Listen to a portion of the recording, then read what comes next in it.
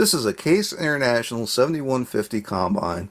It's made by Ertl and it's in 1/64 scale. Now this thing is pretty cool for a couple different reasons. Number one is the paint scheme. We'll get into that in a minute. Now this is number 10 in the Authentic series, and I'd seen, some videos and some pictures of these things, and they all look pretty good, but once you get it, it's pretty surprising the amount of detail that Ertl put into these models. It's impressive that they're 1/64 scale, and it's also impressive that they're from Ertl. They really upped their game with these models, and for the price, they're a pretty good buy for what you get. Just this thing sitting on the shelf looks fantastic. The amount of little details that are on there are just great. It just it really sticks out. The mirrors and handrails and ladders and everything just look great. If you look at the cab interior, it looks awesome. That really surprised me just how good that looks inside. The hopper looks pretty good. You got the GPS dam up there. You got duals on the combine, which is pretty cool. Down there on the feeder house, you got the cylinders to control your header height, which is really nice. If you swing the auger out, you can get a good look there at the exhaust and all the emissions nonsense that's in there.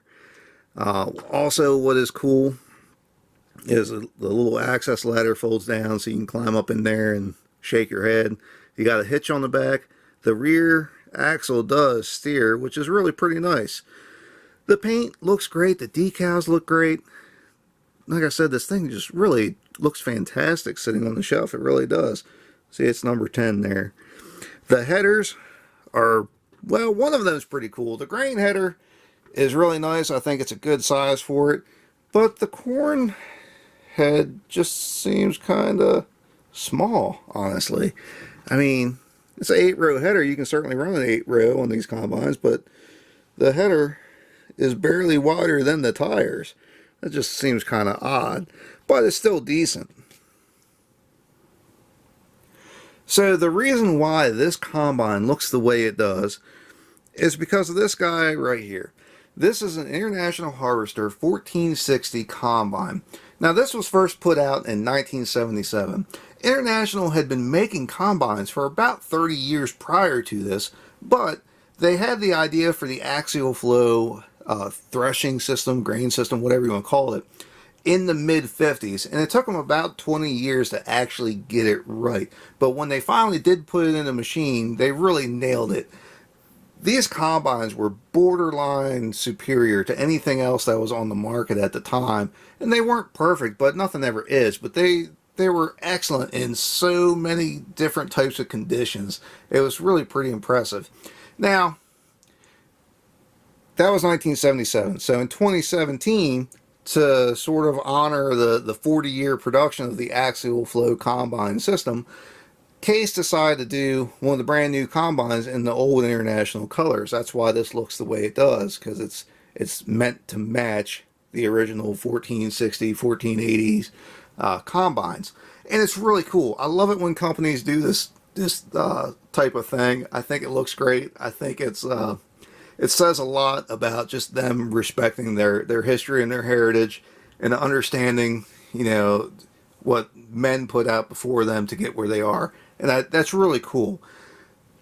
And it's also pretty neat to see the two combines side by side. You can really just see the massive size difference between the two and how much more production you're going to get out of this thing than you will out of this. And granted, over 40 years, I sure would hope you would get more production out of the new machine, but it's still pretty interesting to see, and you can really just get an idea of the difference between the size of the grain headers. Now, that being said, they both came with 8-row headers, which is pretty funny considering the size of the grain headers. Just that it really points out how undersized this header is for this combine. Anyway, so one of the reasons why I have a bunch of farm stuff on the construction channel is that little buddy seat right there. I spent a lot of time sitting in one of these when I was younger and just riding shotgun. And a lot of the farm stuff has a lot of sentimental value to me. That's why I have a lot of it. And I have a bunch more videos I can do of that. But anyway, that's about all I got for these. If you have any questions or comments, feel free to ask. If there's anything you'd like to see, let me know. I might just have it sitting around. If you'd like to see more of what I have, please subscribe to Maryland Construction Diecast. And thanks for watching.